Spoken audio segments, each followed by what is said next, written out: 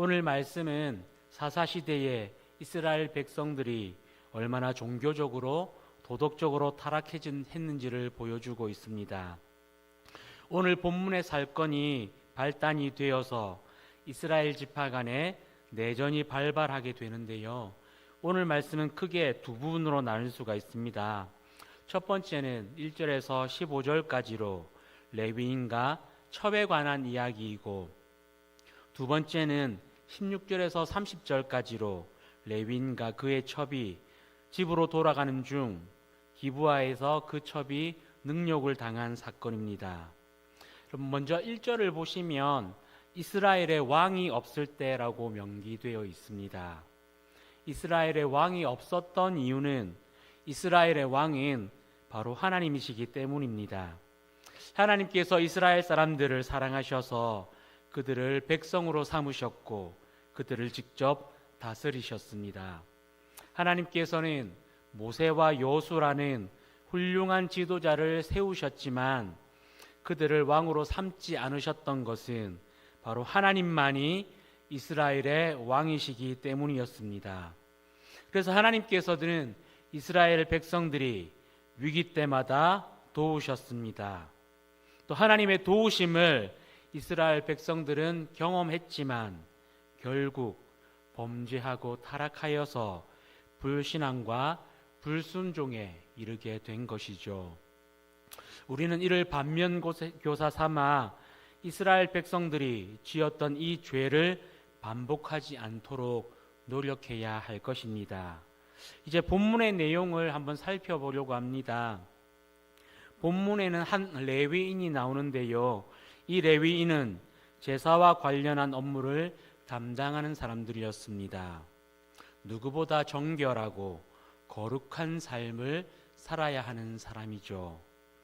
이 레위인은 거주지가 정해져 있는 사람이 아니었던 것 같습니다.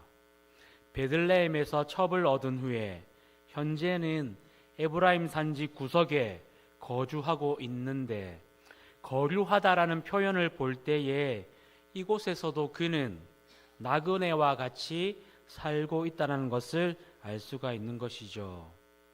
그가 베들레헴에서 얻게 된 이 첩은 어떤 사람입니까? 공교롭게도 그 여인은 간음을 일삼는 여인이었습니다. 2절에 언급된 행음하다의 의미는 한 번의 실수로 간음을 저지른 것이 아니라 반복적으로 계속해서 간음을 저지르고 있다라는 뜻입니다. 그런데 이 여인이 무슨 이유인지는 모르겠으나 레위인을 떠나서 친정으로 돌아가게 됩니다. 그리고 이 레위인은 여성을 다시 데려오기 위해 장인의 집으로 간 것이죠. 그런데 사사기를 연구하는 학자들은 이 여성이 간음을 한 이유를 레위인 때문으로 보고 있습니다. 그 이유는 간음을 한 사람은 율법에 의해서 사형을 처하게 되는데, 이 여성은 간음을 했음에도 사형을 당하지 않고 친정으로 돌아간 점과, 또 3절을 보시면 이 레위인이 그의 첩에게 다정한 말로 다시 자신의 집으로 데려가고자 하는 점을 근거로 하는 것이죠. 이 여성이 이제 레위인을 인도하여 장인의 집으로 들이자 장인은 기뻐합니다. 아마도 레위인이 그 딸을 처벌하기 위해 잡아가고자 생각했기 때문에 안절부절을 했다가 레위인과 딸이 다정한 모습으로 들어오자 안도하지 않았을까 생각합니다. 그리고 장인은 이 레위인에게 며칠간 쉬어갈 것을 권합니다. 이에 레위인은 장인의 권유에 의하여 5일을 머물게 되고 5일째 날 오후가 되어서 길을 나서게 됩니다. 집으로 돌아가는 중에 여부스에 이르러 날이 저물자 종이 그곳에서 유숙을 하자고 권하지만 이 여부스는 이방민족이 사는 곳이었기에 거절을 합니다. 그리고 계속해서 길을 나서서 기브아에 이르른 후에 기브아 성에 들어가서 휴식을 취했습니다. 이스라엘은 율법적으로 나그네를 대접하는 전통이 있습니다. 그래서 레위인은 기브아의 주민들 중 누군가가 자신들을 대접해 주길 기다리고 있었지만 기브아의 주민 중 누구도 그들을 대접하지 않았습니다. 그런 중에 밭에서 일을 하다가 돌아오는 노인이 그들을 발견하여서 이 레위인의 출신을 묻습니다. 19절을 한번 보시겠습니까? 우리에게는 나귀들에게 먹일 집과 여물이 있고 나와 당신의 여종과 당신의 종인 우리들과 함께한 청년에게 먹을 양식과 포도주가 있어 무엇이든지 부족함이 없나이다 하는지라. 당시의 전통은 집주인이 나그네를 대접할 때에는 그 나그네에게 속한 짐승들에게도 먹을 것을 공급해야 했습니다. 지금 이 레위인은 노인이 자신을 초대하는 것에 대하여 부담을 느낄까봐 자신들에게 나귀들의 먹이가 있음을 밝힘으로 노인의 부담을 덜어주고자 하는 것이죠. 또 이 노인에게 나와 당신의 여종과 당신의 종인 우리들과 함께하는 청년이라고 표현함으로써 자신을 극도로 낮추고 이 노인을 높임으로써 이 노인의 집에 머물겠다는 의지를 보여주고 있습니다. 이 노인은 결국 레위인을 자신의 집으로 초대했습니다. 그리고 22절을 보시면 그들이 마음을 즐겁게 할 때라고 표현이 되어 있는데요. 이는 노인이 레위인 일행이 풍성하게 먹고 쉴 수 있도록 환대를 했고 이 노인의 환대로 인해서 마음이 기뻐했다라는 것을 표현하는 것입니다. 레위인이 즐거운 시간을 보내고 있을 때 불량배가 찾아옵니다. 이 불량배는 단순히 성경상의 번역으로는 불량배라고 표현되었지만 원어의 의미로는 죄 많고 사악한 인간 또는 하나님의 사랑을 받을 가치가 없는 인생이라고 표현합니다. 즉 단순한 무례배가 아니라 하나님께 용서받을 수 없는 극악 무도한 사람들인 것이죠.